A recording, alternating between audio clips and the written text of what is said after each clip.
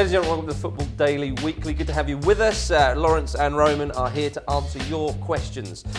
So let's get straight on with proceedings. Frank Phillips, straight in there with thoughts on Banita City. Is it a good signing or just a short-term fix, Laurence? Really great signing. Yep. I think what he's alluded to about the short-term fix is the wider problem. That is, they can spend 28 million. Something like that, today, and they've not brought anyone through from the academy, and they still have to bring people through from the academy because that's what they said they were committed to. I know it's a long-term plan, etc., etc. He's a very clever player. He's great technically, holds it up really well, and he embodies everything else. Yeah. The problem is they could have got him much cheaper before Swansea came in. So he could have been a much cheaper player. You would have been well within FFP.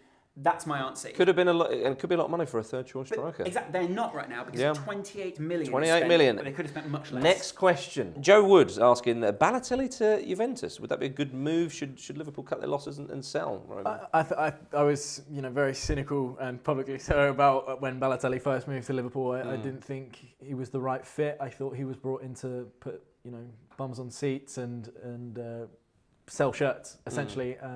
Wow. I really do think so. I think so. You think he's wasted what a great potential he had. Yeah. I would cut their losses now whilst they still can.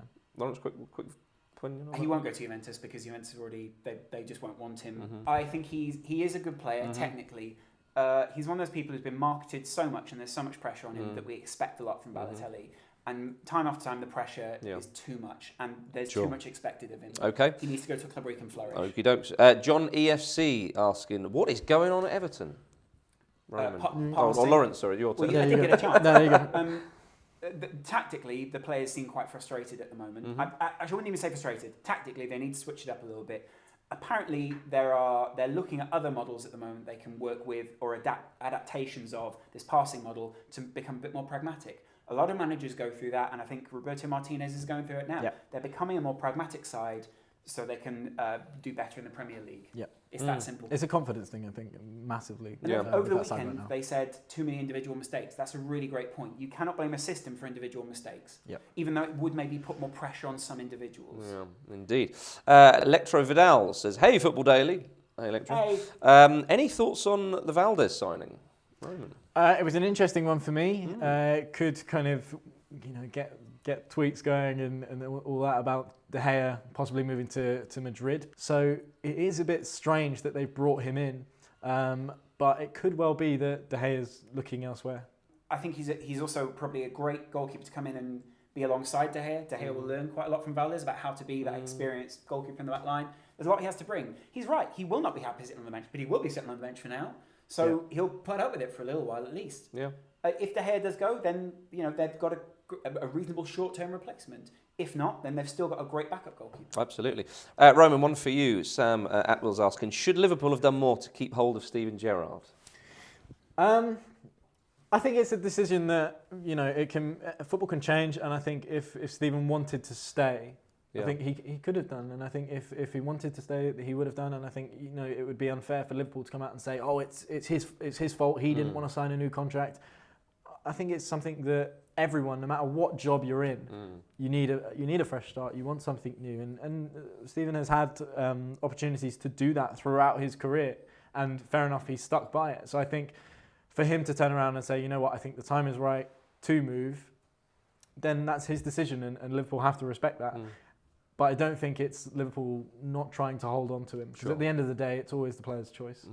Mohamed Gahami says, who should Liverpool sign to fill Gerrard's shoes? We were saying Laurence. pre-show, and I think this has been quite a general opinion, that they don't necessarily need to fill Gerrard's shoes in the sense they need to replace him positionally, but they do need to bring another big personality in or develop others. Jordan Henderson's clearly one of those. Coutinho's clearly one of those. Markovic was very promising at one point, and Sterling as well. There are other people in that side who can become captains. It's been spoken about so much by Brendan Rodgers that they don't have enough people stepping up because they do look towards Gerrard as such an inspirational figure.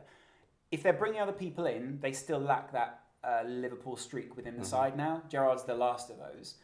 I'm wondering how they develop from there. There's a lot of expensive midfielders in the world. I think they changed the system, and therefore they don't need to replace Gerrard. The system compensates for that. Liban_N says, Neymar versus Hazard. Who's better, Lawrence? Who cares? Move on. Come on. They're both good, but for different reasons. Hazard, very direct, great at running at people at the moment. I think Neymar finds very, very good space for Barcelona because of the way they create it for him. Right now, you'd say Hazard feels like the more influential player within the side, but the system does not play towards Neymar's strengths. So at the moment, Hazard is maybe in the ascendancy. Neymar's still a very impressive player. Sure. Yeah, absolutely. Ash Medley says, could you see England, an England Euro or World Cup win in the next 50 years? I love this question. Yeah. That's Roman. fantastic. 50 years is a very long time, and I think if you look at who's won the World Cup over the past 50 years, there's sure to be some surprises. Raheem Sterling in will there. be a pensioner in 50 years' time. How old will Hodgson be? Yeah. But you look at it, and you know the last time we won it, obviously 1966. It's been a long time since then. Yes, it you has. don't know. Like it could just Football's keep going. changed dramatically. We're 1 year away from it being 50 years since that. Yeah. That was the meta point of what this question was. But it's you know what I mean. It's like that's been a long time. There's nothing to say that it won't happen. There's nothing to say that it will happen. I think looking towards the next 20 years maybe is a bit more realistic. Yes. And at such point right now, I don't think so. No. Okie dokes. I do. MCFC_BVBV75 says, do you think City will sign Pogba? That's Manchester City, not Stoke, I'd imagine. I think they'd love to. If not, who will? I think they'd love to. Because Serie A is slightly out of the spotlight right now, people think, oh, someone will sign him. Yeah. He seems to be having a great time there. Exactly. And for that reason, he's winning a lot. I think maybe the only problem would be Juventus aren't consistent enough in the Champions League, and maybe that would be ultimately what draws him away. City? So for that reason, he would not go to City. Yeah. But you think there are a lot of options for him. Yeah. Part of the problem will be he's going to be a very expensive player. So as financial fair play kicks in, that will maybe keep him at Juventus. And he's at a premium rate because he's so young as well. That's which is right. even more. And he also is great because I wonder nationality-wise whether PSG might make a move for him for that reason. I don't think he'll go to PSG for that reason. Very true. But there's a lot of different factors there. I think he's very happy at Juventus right now. He doesn't owe his career to Juventus. No. But when he left Manchester United, there was a controversial move for United and for him, and Juventus showed some faith. So he doesn't owe them that, but I reckon he'll be there for a little longer. Sure. Finburst675 says, what impact can Torres make at Atleti?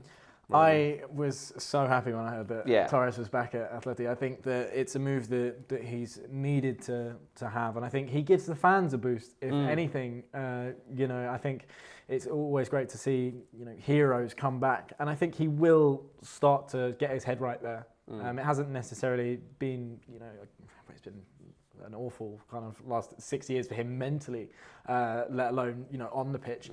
And I think he will be a good signing for Atleti. It's returning home, isn't it? Yeah. Indeed it is. Indeed it is. Andre Marinescu says, should United sign Falcao permanently? Marinescu is a great name. It is a great name. Are you writing to me from the 1960s? Marinescu is gone. 1-0. Answer his question. Will they sign it? They have signed him permanently. No, they haven't. Should they sign him permanently? No. There you go. Thank you very much for your questions, ladies and gentlemen. I hope we've answered them to your satisfaction. Do get more questions in the comments below for next time. Thank you very much, Laurence. Thank you very much, Roman. Absolute pleasure. We'll see you next time on a Football Daily Weekly.